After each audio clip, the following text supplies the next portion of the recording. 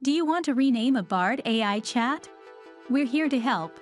I'm Ramona, and in this video, I will show you how to rename a Bard AI chat. Let's not waste time and get started.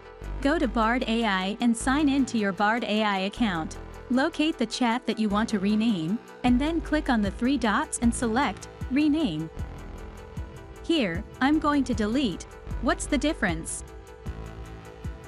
Then, click Rename. As you can see, the chat was renamed to Keto versus Vegan. That's all. You have successfully renamed a chat in Bard AI. Thanks for watching. If you found this video helpful, please hit the like button and subscribe to Let's Not Waste Time. For more useful Bard AI tips and tricks, check out our full playlist of Bard AI tutorials. I'll see you there.